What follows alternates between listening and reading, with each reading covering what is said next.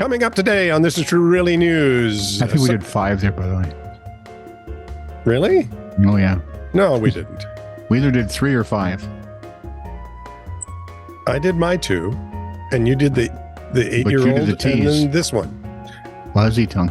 Okay, whatever. So it's your tease? Sure. Go. Like it matters. All right. We're going to try this one more time. See if you can tell us apart. I'm going to welcome you to This Is Truly News. I am going to suggest that you like, subscribe, and follow us, which I'm sure most of you have already done. Okay. Probably some under duress. Then I'm going to say, if you want to leave a comment for anything you've seen and or heard, wherever you find us, there's usually a comment section. Go ahead and just load that puppy up. It'll give Scott something to do on his off day. Yeah. I don't have any off days. All your days are off. Well, there's Actually, that argument. You're off most days. But where was I now? Oh, yeah. Leave comments anywhere you find us. And if you have a story, a haiku, a picture of you wearing something stupid like this, send it to titr@netradio.network. Okay, now what we're going to endeavor to do is do 4 different stories. Scott will do 2. I will do 2. The hope is that Scott will do number 1, then I'll do number 2, and then he'll do number 3, except I have a really long one, so we're only going to do 3 this time to mess Scott up big time. Sure. Thank you. This is True, Really News with Scott Combs and Tony Vercanis. All the news you're about to hear is true, Really? as far as you know. This from Brickbat at Reason.com. You done yet? I've got a long one. That's fine. Okay. I've got 2. Yeah, we're okay. Quebec police are warning residents not to post home security video of porch pirates to the internet. You want to know why? You want to know why? You want to know why? Wait. Not to post. Video of porch pirates, people stealing their orders, right? On the internet. Don't put those on the net. Yeah, it could violate the thieves' right to privacy. Oh. I can't say what I want to say. We'll get there. You No, 'cause cannot. if I say fuck, you have to make it into a weird noise. Yes, I do, you poophead. You cannot post the images yourself because you have to remember in Canada, we have a presumption of innocence, and posting that picture could be a violation of private life, said Sûreté du Québec Communications Officer, Lieutenant Benoit Richard. Did that hurt? A little less than last time. I'm in pain. So wait. Yeah. It could prejudice the jury to see the crook doing the crime. Canada's messed up. Yeah, right? Wow, I think we are messed up. But really? If you get some proof that somebody might have stolen something, you know, like when you he watch them do it and runs away. Yeah. That's call the police, give that proof to the police. We'll do the investigation, bring that person to justice, and file some charges. So, catching a thief red-handed on your property, stealing your property, is an invasion of their privacy. No, you're getting it. Something's gone mighty wrong up Canada way. Welcome to the socialist state of Canada. Oof. What a pack of maroons. They're red-handed, guys. Yeah. They're red-handed. They're on your property. You know what, Lieutenant? Shut up. Shut thy mouth. Mouth? All right. A small metro Atlanta business owner has been fighting the government. How small is he? Not big. He's he's not small. He's about 6'2". Oh, he's rather big. But he's a small Atlanta business owner. The business is not large. Oh. Just, Yeah. over a bill, which is very large. Okay. A water bill, which is very large. He has appealed, lost, appealed again, and lost again. And the address in question didn't even have a water line for the bill in question. How do you lose that case? Twice. How do you lose that case? Wait. It's better. I can't wait. The Fox 5i team reported for months about the Department of Watershed Management appeals process, where it is noticeably hard to win a case. Duh. They poured over 18 months of cases appealed by DWDM customers. In those situations, when Watershed denied adjustments to disputed bills, customers then went to the Sewer and Water Appeals Board. In the Fox 5 research, they lost 80% of the time. This is Which a means rigged game. even when you win, you lose. You lose. Yeah. So Jeff Raw is the contractor. He's an Atlanta City taxpayer. And he called the TWM's appeals process a kangaroo court. See if you agree with him. Okay. Raw runs a small family-owned company called Revive Construction Group that appealed a nearly $30,000 water bill, even when a higher-up in the water company sided with the customer. Nope, his decision was overturned too. In an email, wait for it, DWM Raw called the appeals board's decision criminal. Well, the lawsuit going after them personally is going to be ugly. Let me think for a minute. Yeah, I got to go with that. The problem you have here is, remember, he's a small business owner. Right. It began on the story begins in an empty lot in the city's East Lake community. The empty lot identified as a zoo. Nope, that would be Montreal. A few stories Toronto. ago. You're one whole country over. Okay. The contract, and really, we don't want a whole lot to do with that because we'd be arrested for porch piracy. And then it'd probably disturb our privacy. The Just contractor wait till what told, happens in UK in the next story. It's fantastic. the contractor told the Fox 5 I team, we bought the land several years ago. There was nothing on it, which is different now because they built a house there. Yeah, here's a shock. Mm-hmm. No water meter even. So Ross started what he always does. He ordered the water meter. Watershed management employees installed a standalone meter October 4th of 2022. Nothing to connect it to, mind you, but at least the meter was in. Mm-hmm. Okay. And that's how we always started on these. Yeah. 1 month after the water meter was installed, a bill for $8,899 arrived. Mind you, it's another month before Revive Construction would even turn over a shovel full of dirt on the land. All you had was a water meter. Not hooked to anything. By the way, if you want to put it in perspective, $8,899 worth of water would be about 305,184 gallons of water in a month. That's a lot of baths. No, it can't be. According to the average family, EPA, average family of four uses 400 gallons a month. So 500 would be a lot. Right. Bills for an empty lot with no connection to the water meter poured in at these numbers for 5 months. Total reaching, I feel like Steve Harvey.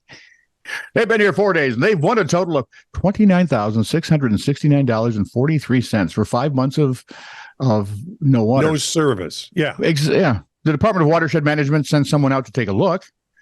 The utilities notes read, meter isn't connected to the house, and no leak was found. So when the water meter was finally connected in February of last year to the newly built home's plumbing, the water bill sunk to $13.12. You see a discrepancy there? Yep. But he's still on the hook for almost $30,000. And Atlanta Watershed's management denied a bill readjustment. Oh, I've been coming after them so hard. He's tried already once. Twice. Going. Revive Construction exercised its right to appeal the decision. So we never used water from our meter, he told the board. We used water from our next door neighbor to rinse our tools off, and that would have been the only water we needed. I'd be going to the Attorney General. Yeah, well, board chairman Clifford Ice, that's a clever play on names, said in Atlanta, you hardly ever have ice. Right. Said there are only 3 options: use of water, loss of water, theft of water. Raw told the I-team, standing in the kitchen of their the building, the home they just built, they seemed to ask a lot of questions about theft, as if they felt I was somehow in the middle of the night connecting to this water, filling up buckets, millions of gallons of water, and taking them somewhere. He was water napping. Well, and where do you fence it? Who do you go to? Aquaman? No, he would do seawater, I think. You see, that's just it. He wants his saline. So I don't know. Over 5 months, this would be like someone trying to sneak into the property every weekend and steal 10 swimming pools worth of water every weekend for 5 months. You would think somebody would have noticed, right? So off went the I-team to investigate. They talked to the next door neighbors. First one they talked to said he hadn't seen anything and said he had never seen any standing water on or soft soil on the place. So across the street they go to the East Lake Golf Club. Is that the famous East Lake Golf Club? Well, it is now. I mean, it was, then it wasn't, and now they're building it back up into national prominence, I think. If Okay. 1 million gallons of water came anywhere near their manicured greens, they were wondering. They said, no, that would kind of set off alarms. Did you see anything unusual? They said, no. And one experienced builder said, yeah, I'm pretty sure someone would have noticed. Yeah. So in a last-ditch effort, after nearly a year of negotiating, the contractors appealed to a higher-up at the Department of Watershed Management and begged them to review the board decision. In an email from the utility, it was admitted that the balance was from a water leak caused by the Department of Watershed Management. End of case. No. Ra got a phone call from the DWM, said they've escalated it to someone higher up the legal department, and says he said they can't honor that.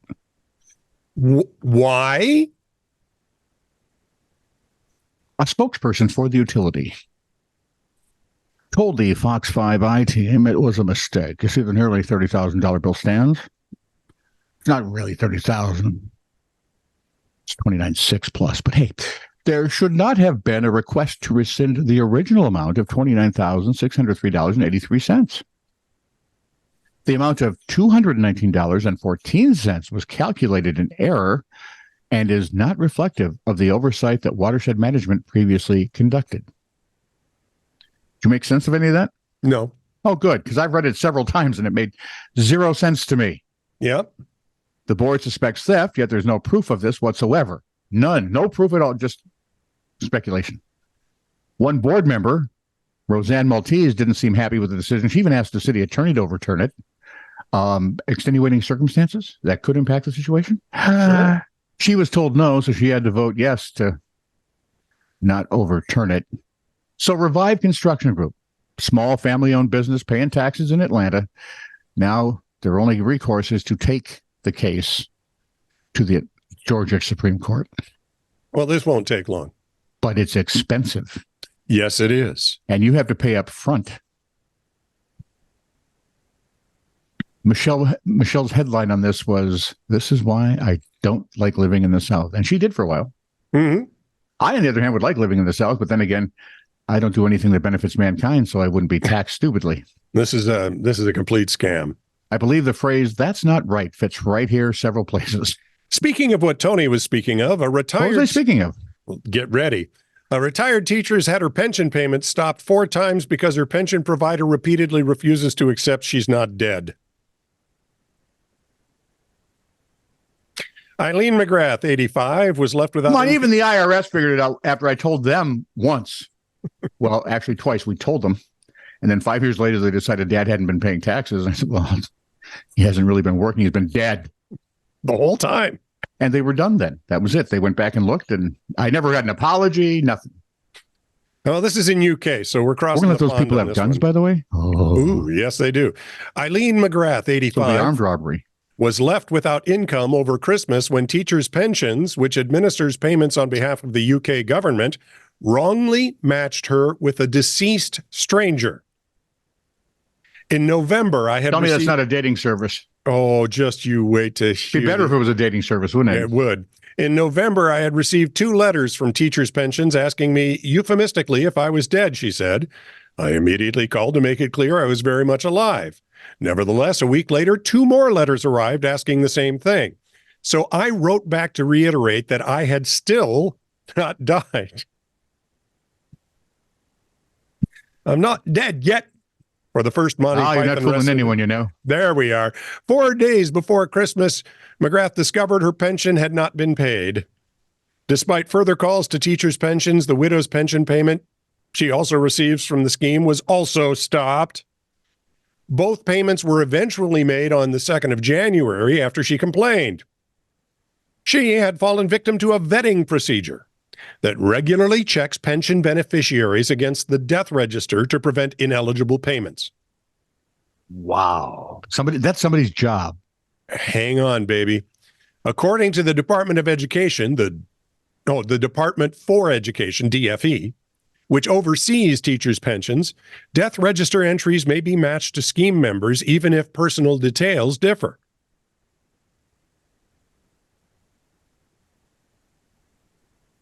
Yep. It's not even her name. Well, I think we're going to claim she's dead. The DFE told The Guardian that once a possible match has been identified, the beneficiary may be asked to confirm that they are not the same deceased stranger every 12 months. Since the system, I'm sorry? hang on, administered by Capita, does not log a disproved link.